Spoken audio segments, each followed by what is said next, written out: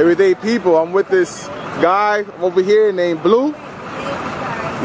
He's a special kind of guy. I've been seeing this guy on the train for like 2 years now. I've been out there for 9. Alright, so tell people your name and what you do. My name is Blue. Some people call me Brad. You can find me online under Brad Blue Bathgate. Brad Blue Bathgate. I'm a self-publishing author.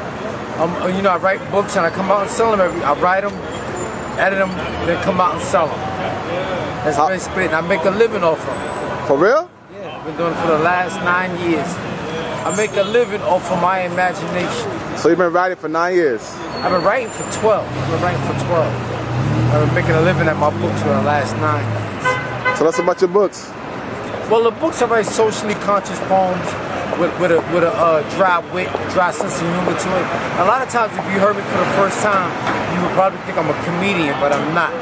I just like find the humor in the ironic things of everyday life in the world, but in particular New York City, because I think New York City is a funny place.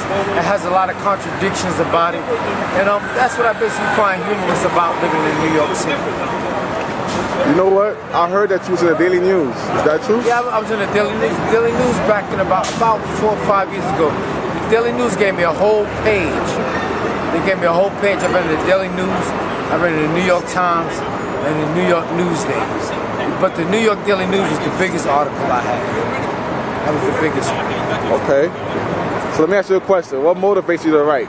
I just love to write. I like to give people something to think about, something different.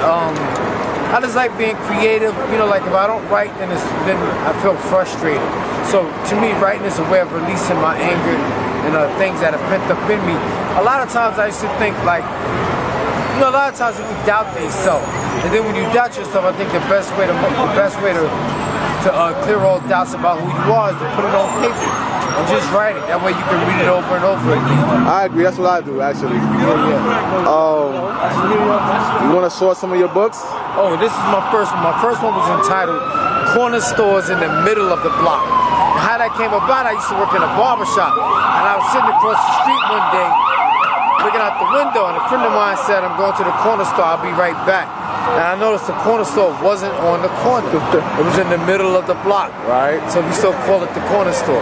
Then my other book is entitled "Don't Beat Your Children or They'll Turn Out Like Me." It's not a book about how to raise your children, but what the book does, it encompasses my outlook on life and the things I've heard growing up and outside of the box thinking.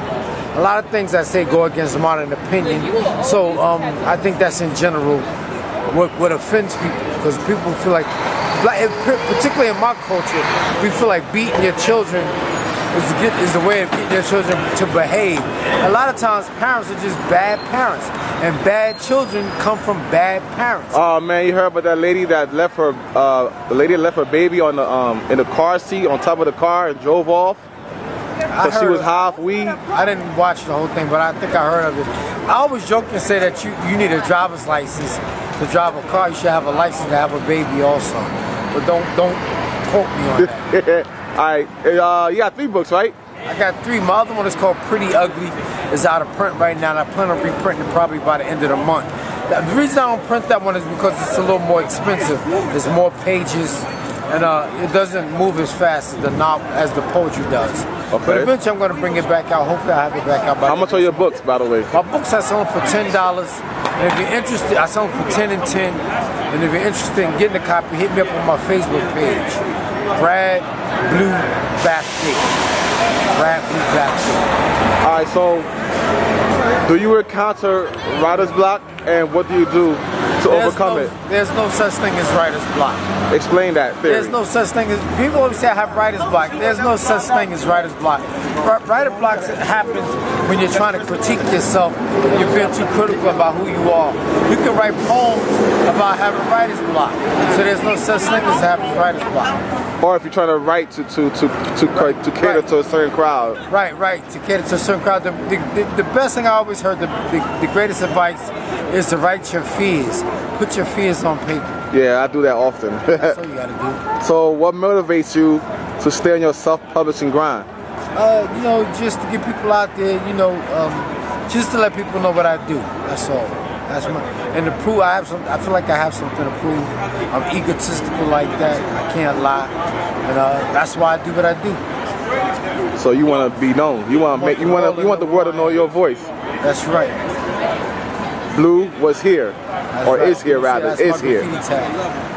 So all right, check this out. What advice do you have for people getting into a self-publishing game?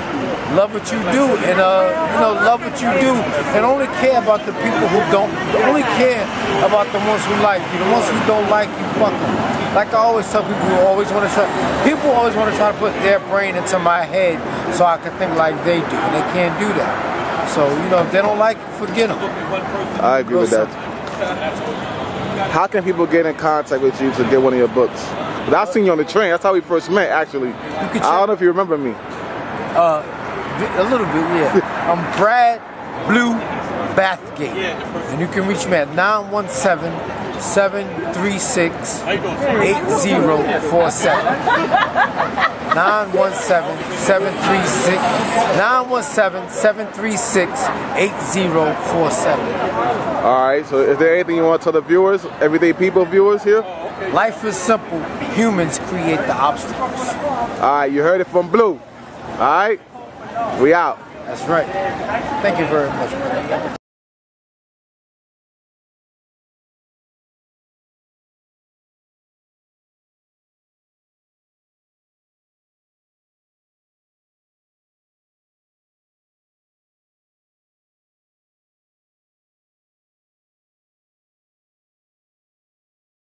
We're going to go get your stuff. I'm on the train in a few minutes.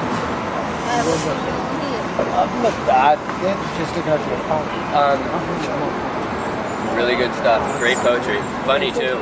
Funny. Yeah. Funny. Thank you very much. No, I really do. I'm not blowing smoke. I really do like your stuff. I do. Good luck. It's edgy. And doing it yourself, I think, is a great idea. In my opinion, it's so hard. The publishing world is so. But people think like you write a book, it's just gonna fly off the shelf.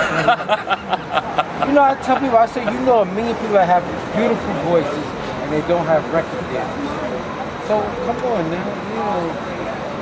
People wait for television, radio for validation. Yeah. Well, that's the problem too with publishing. Is it's the people that are famous in something else that go, I know what I'll do. I'll write a book.